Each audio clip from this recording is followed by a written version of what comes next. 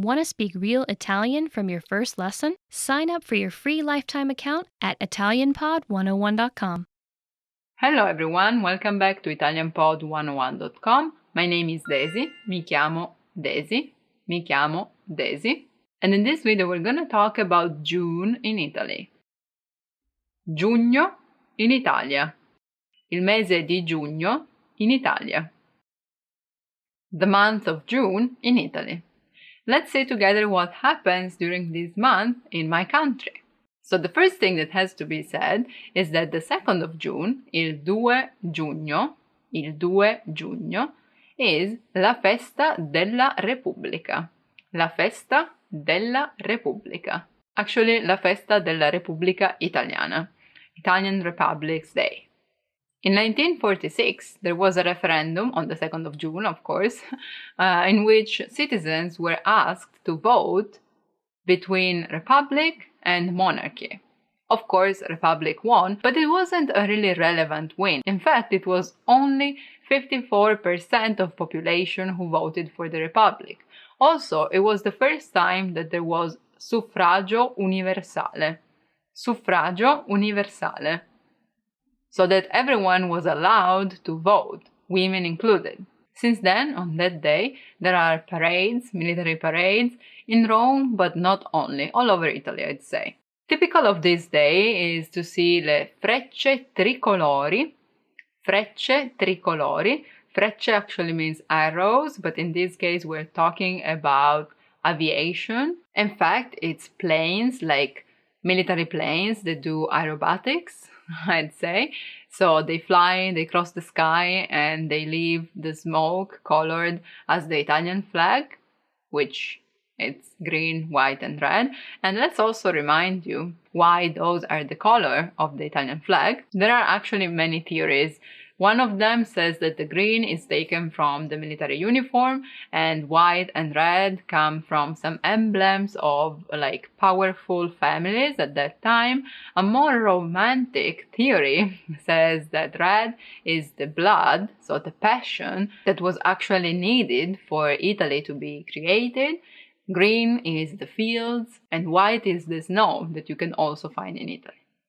Anyway, that being said, 2 giugno is festa nazionale, public holiday, and when it happens to be Tuesday or Thursday, you know, we do what it's called ponte, so bridge. So on top of that day, you also get the day in between the Sunday and the Republic Day, or the Saturday and the Republic Day if it's on Thursday. Either way, it's a good thing. If it's on Wednesday, then you don't get any extra day. In Italy, June also means the end of the school year, which is usually around the first week of June, la prima settimana di giugno, first week of June. Students then have 3 months off, so basically the whole summer. And since it's warm already, it's common to celebrate this day with gavettoni,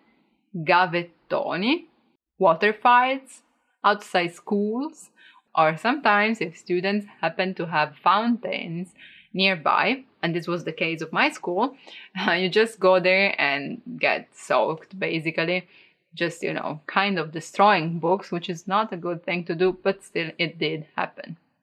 Not only kids or students in general, but sometimes even adults start to have holidays during this month. In fact, some companies have a shift vacation system, meaning that there's always someone in the office, so during the whole summer, and each employee chooses which week or weeks they want to have off.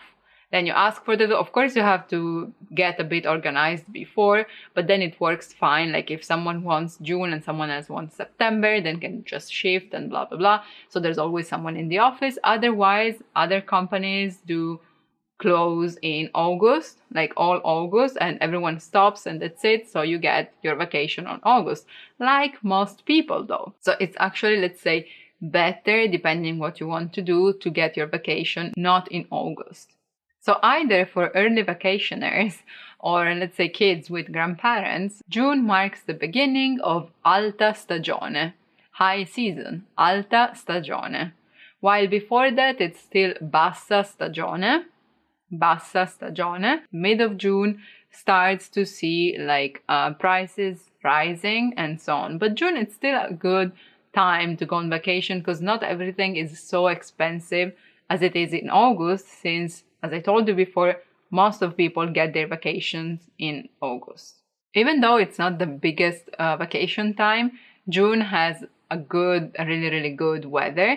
The minimum is usually 18 degrees Celsius average and maximum 28.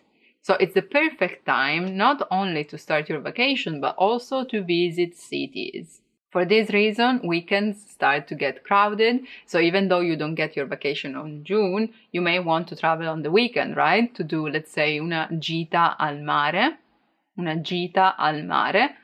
A trip to the seaside. Una gita in montagna. A trip to the mountains.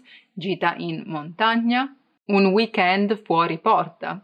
Fuori porta actually literally means outside the door, but it's what we say to mean a getaway for the weekend, for example.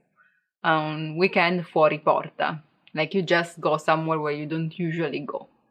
In June, you can also find notti bianche, literally white nights, meaning that there are stalls and markets, or maybe just even shops, are open the whole night. And that's especially near the seaside, like for example in Romagna or Sardinia and Liguria. My travel tip is that if you manage to avoid the weekend, you may find cheaper deals. Also, maybe renting places for more than days, but like 2 weeks, let's say, because it may be even cheaper. So people don't have to rent it to different people every weekend, but just rent it to you for a cheaper price. And also there may be punti verdi, punti verdi, green points, green dots, which is like stages that are built in parks in the city where there's some music, some food, and just people chilling out in general. So I'd say that in my opinion, June is one of the best months to visit Italy. It's not too crowded, it's not too cold, not too hot, good for cities, but also for nature. I hope you enjoyed this panorama of June. Let me know in the comments how this month is spent in your country. Also, if you want to learn Italian in the easiest, fastest, and most fun way possible, just click the link in the description and download our PDF lessons. Thank you for watching. I'll see you soon. Ciao ciao. Bye bye. Want to speed up your language learning? Take your very first lesson with us. You'll start speaking in minutes and master real conversations. Sign up for your free lifetime account. Just click the link in the description.